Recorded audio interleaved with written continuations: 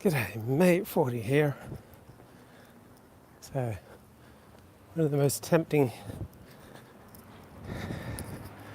intellectual, spiritual, moral, cognitive, psychological, social paths that I've been tempted to follow is the bypass. Right, whenever I get really excited about something, I look at it as the bypass. So, last 10 years I've been pretty excited about 12-step recovery. So I notice a lot of people in 12-step recovery very tempted to use 12 steps as a bypass to confronting the problems that they have of a physical and a social and a psychological, financial nature. Right? How tempting to think that you can just take this one good thing and bypass all your problems. You just indulge, if you just engage with that one thing that you find works, and you go full on. So when I was a kid, right, I accepted the religion I was raised in was God's ultimate expression of his will to humanity, and so naturally I wanted to be a missionary. So I thought there was basically no significant problem in the world that could not be solved with a good dose of Seventh-day Adventism. And then a little later I became interested in power politics. And I started reading books at about age 7. I thought, oh man, there's no problem in the world that can't be solved with a good dose of power and power politics. Then I got into running, and I thought, oh man, jogging, physical fitness, aerobic fitness, that's where it's at. And this is basically the magic key to unlocking life. Then I fell in love with journalism in 8th grade. I wanted to be a journalist. Good journalism, good reporting. And this is the magic key that will unlock life, and this is what I'm going to devote myself to 100%, so that I didn't even put much effort into my schooling, because I thought as a journalist you didn't need any fancy degrees. Then I wanted to become an economist, so I devoted myself to economics. Finally knuckled down, got serious learning math and calculus, because I thought that economics was the magic key to unlocking how the world worked. And my father, the theologian, he thought that theology was the magic key to unlocking how the world works.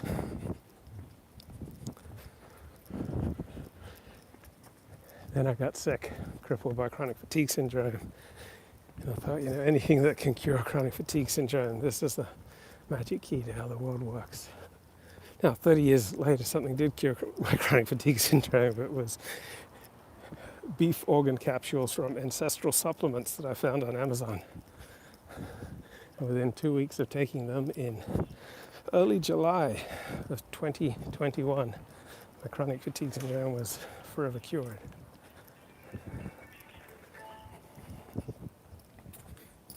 I became interested in Judaism in 1989, and for years I thought, Judaism, ethical monotheism, there's no major problem that can't be solved with a good dose of ethical monotheism. Have you blokes had your dose of ethical monotheism today?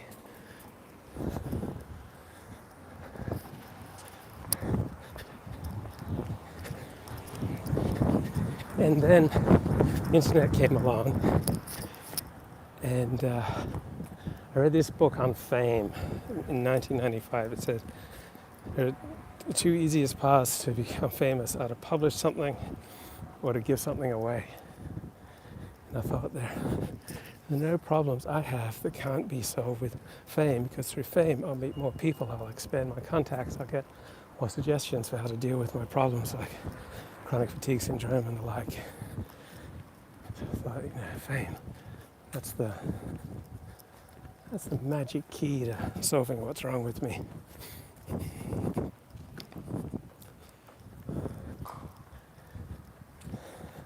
Then I started homeopathy in 1999. And for a few weeks there, as I started feeling better, probably due to the placebo effect, I thought, homeopathy, that's the cure for what ails me. Did 10 years of psychotherapy. I thought, psychotherapy is the cure for what ails me. discovered the Alexander technique in August of 2008.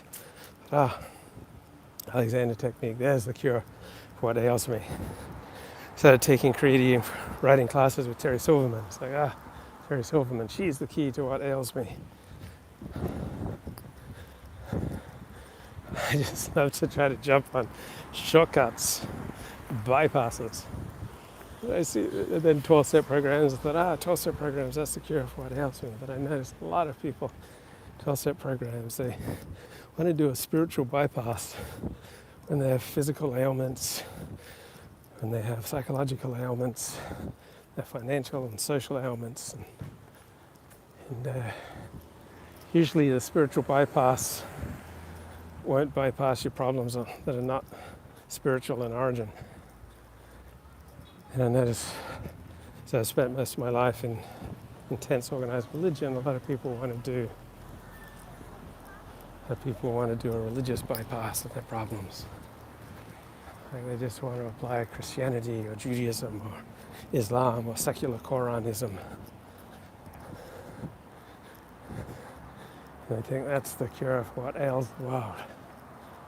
Now, there are modest bypasses. So if you have good relationships with your friends and family, that can really help you wrestle with a lot of problems. But the deeper and wider your relationships go, right, the more it will be revealed who you are. So it's not a terribly effective bypass if you've got dysfunctions operating in your life. For example, if you're an underrunner, people who aren't underrunners are not going to want to hang out with you.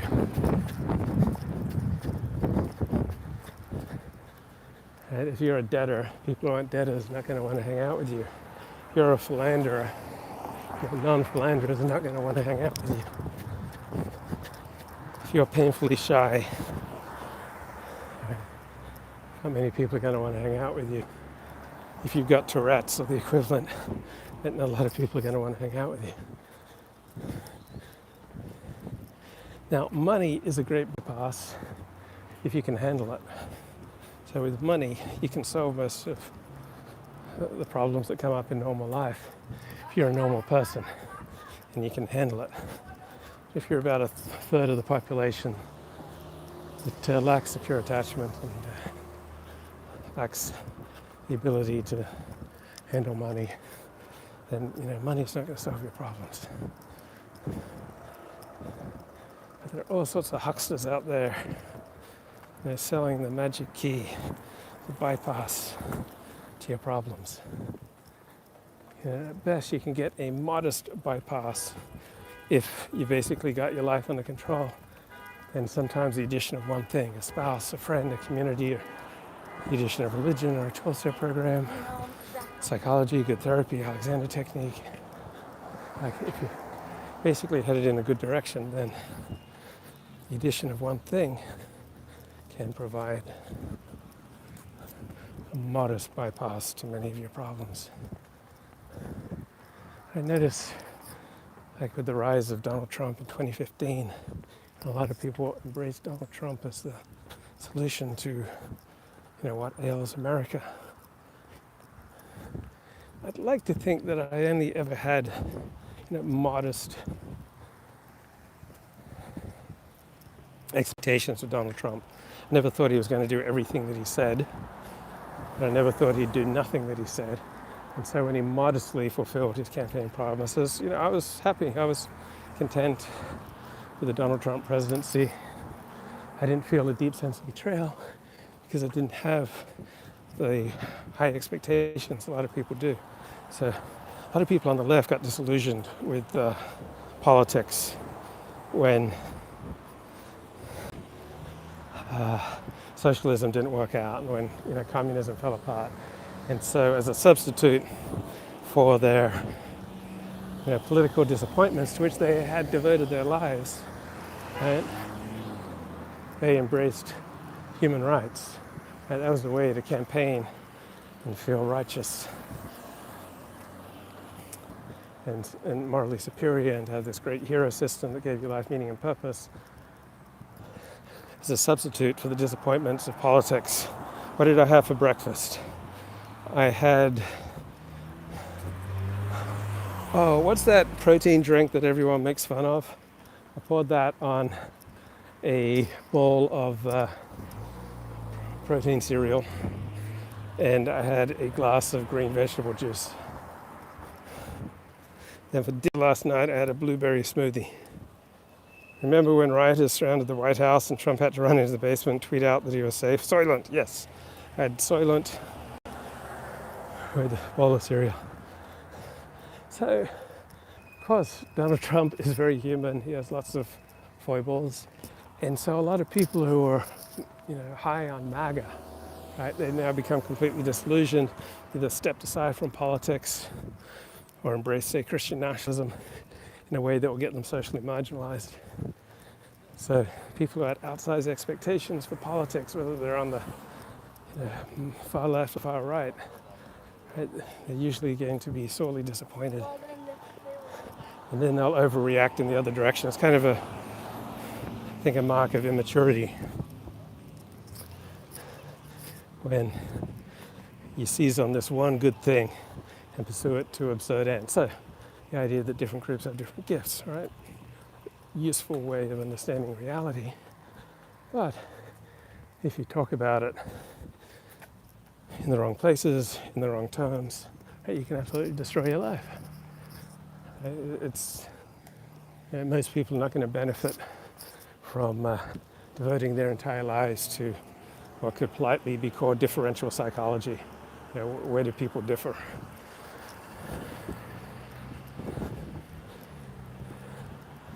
And then I read these great novels that I think reflect the internal and external and social experience of many, that they convert to Orthodox Judaism, or they go from secular Jew to Orthodox Jew.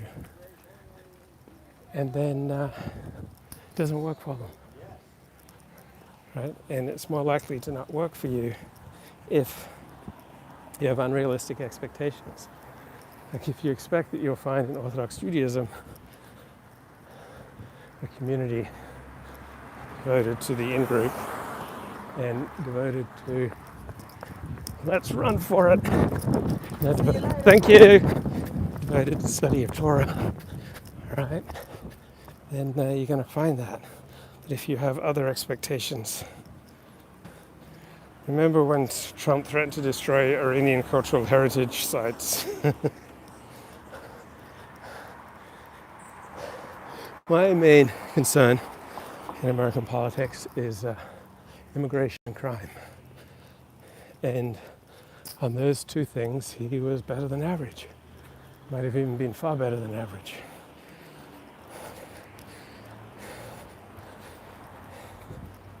And I guess the courts, the judiciary, the judges, right? He appointed a lot of conservative judges